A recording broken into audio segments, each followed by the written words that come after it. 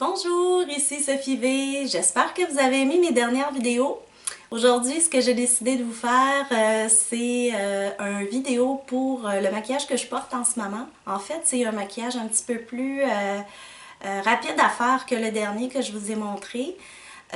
Beaucoup moins d'étapes. Par contre, j'ai commencé ce maquillage-ci avec le fond de teint, la base et tout ça. Donc, vous allez voir le résultat de mon visage sans rien, à nu, vierge de tout maquillage. Et puis, vous allez apprendre, c'est ça, comment faire pour vous maquiller le matin avant d'aller travailler au bureau, avoir un maquillage quand même très professionnel, qui est pas trop, mais qui est quand même assez maquillé et surtout facile à exécuter. Et bonne vidéo! Alors me voilà, toute naturelle devant vous. Voici mes petites rougeurs que je dois cacher. On va donc commencer par appliquer une base sur mon visage parce que sinon ça risque de pas super bien tenir. Puis moi j'aime ça quand ça tient bien. Ça va aussi, vu qu'elle est anti-âge, avoir un petit effet tenseur. Donc le fond de teint, je l'applique avec le même pinceau. Je vais l'appliquer dans le centre du visage pour commencer. Ensuite, avec des petits picots, je vais aller l'étendre un peu partout. Puis en mouvement circulaire, aller l'égaliser. Donc c'est vraiment facile d'utiliser ce pinceau-là. C'est super important d'en appliquer aussi au niveau du cou, là, à l'intérieur du V des deux muscles là, que je suis en train de vous montrer. Donc on finit ça comme ça. Il n'y a pas de danger de salir vos vêtements dans des cas comme ça, puis ça fait vraiment plus beau. On n'oublie pas la racine des cheveux puis les oreilles. C'est super important aussi qu'il n'y ait pas de démarcation à ces endroits-là parce que c'est ce qui fait qu'on aime moins le fond de teint sinon.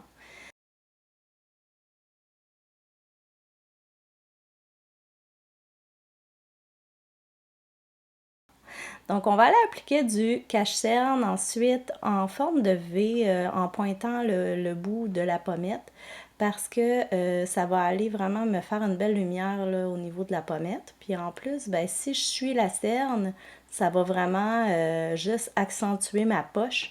Puis, c'est pas ça que je veux. Donc, je suis allée en appliquer pour la couper avec un pinceau estompeur à correcteur. Je vais aller estomper tout ça. J'aurais pu le faire aussi avec mes doigts, mais je préfère travailler avec un pinceau avec le bout des poils en nylon. Je trouve que ça enlève moins le produit, puis ça fait une plus belle application. Donc, vous voyez, j'estompe un petit peu le tout pour pas qu'on le voit. Si on regarde la différence entre les deux yeux, c'est quand même quelque chose. Donc, ça vaut la peine de le faire. Ensuite, avec un petit pinceau rond, je vais aller chercher de la poudre fixante que je vais aller appliquer en tapotant où j'ai mis du cache-cerne. Puis avec mon autre gros pinceau, je vais l'appliquer partout. La différence entre de la poudre fixante et de la poudre libre translucide, c'est que de la poudre fixante, elle sert vraiment à cimenter ce que je viens de faire, à la faire tenir vraiment toute la journée. Ça tient vraiment mieux.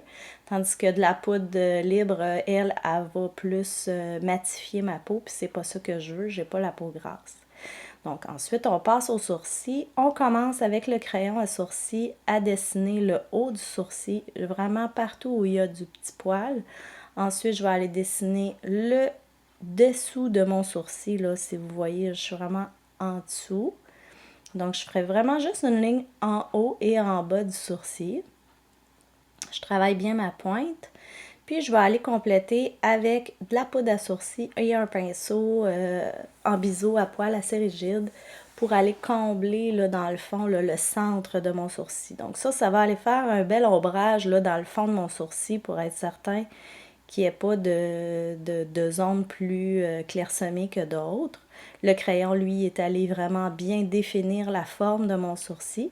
Puis on finit avec une petite brosse pour bien mélanger tout ça parce qu'on n'aime pas ça quand ça fait un effet un petit peu trop crayonné. On aime ça quand c'est un petit peu plus naturel.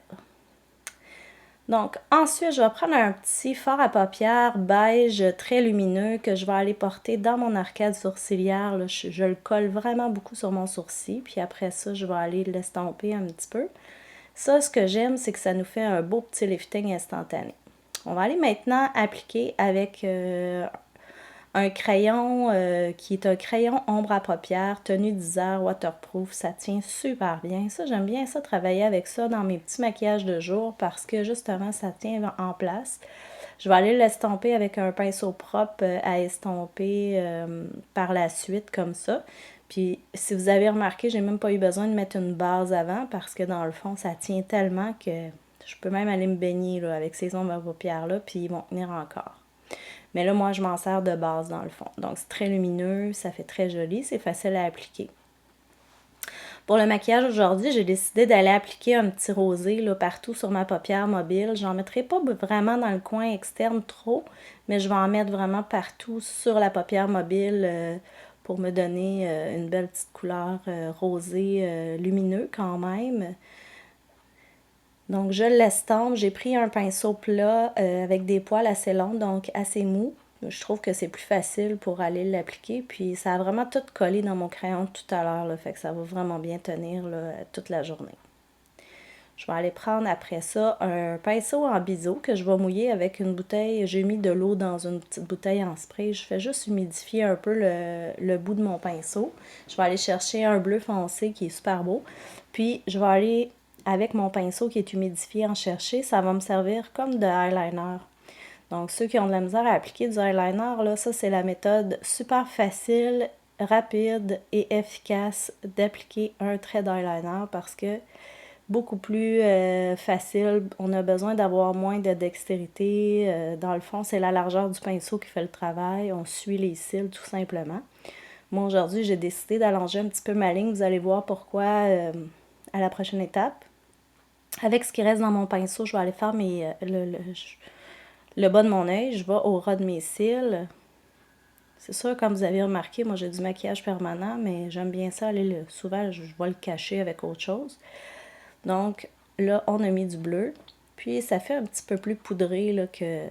Donc là, avec un pinceau rond, je vais aller appliquer la même couleur, en fait, le même bleu dans le coin externe de mon œil. Je vais aller faire un genre de V que je vais aller vraiment estomper là, vers le centre, surtout au niveau du ras de mes cils, puis du creux de mon œil, ce qui va donner une illusion que j'ai moins la paupière tombante, puis aussi que ma paupière est plus large, parce que j'ai pas des très grands yeux sinon. Puis avec encore mon pinceau estompeur qui est propre, je vais aller en mouvement circulaire estomper le tout, parce que moi j'aime bien quand tout est fondu ensemble, qu'il n'y a aucune démarcation.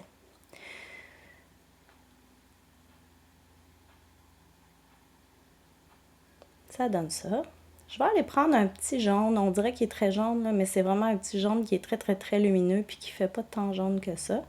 Je vais aller l'appliquer au coin interne de mon œil. C'est vraiment juste là que je vais aller l'appliquer, le fondre un petit peu là, dans mes cils, mais il y en a quasiment plus sur mon pinceau quand je fais ça. Puis ça, c'est pour aller vraiment me faire une belle lumière au coin interne pour avoir plus d'éclat. Ensuite, je vais prendre un crayon couleur peau que je vais aller mettre sur la muqueuse à l'intérieur de mon œil, en haut et en bas.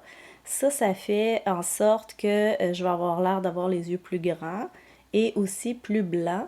Puis les journées, en tout cas, qu'on a l'air un peu fatigué, ben c'est super de pouvoir faire ça parce que ça nous ouvre vraiment beaucoup les yeux, puis ça nous fait un regard plus vif. Je vais prendre mon fard à joues. J'ai choisi un fard à joues 3 couleurs, qu'on mélange les couleurs ensemble là, pour le fard à joues. On sourit beaucoup. On trouve à où notre pommette. On va pointer la pommette avec le bout de notre pinceau. On ne va pas sur la pommette. On fait juste pointer. On sourit plus et on s'en va dans le haut de l'oreille. Donc ça, c'est l'endroit où on est supposé mettre le fard à joues. Je vais prendre mon pinceau rond, reprendre mon fard à joues. Je vais aller en appliquer vraiment juste une petite quantité au-dessus de mon bleu de tout à l'heure. Ça va juste faire un effet bonne mine. Puis j'aime bien ça parce que ça fait qu'on a de l'air plus en santé. On a de l'air d'avoir été passé plein de temps dehors, même si on n'avait pas le temps à cause des enfants, de la maison, du ménage, du travail.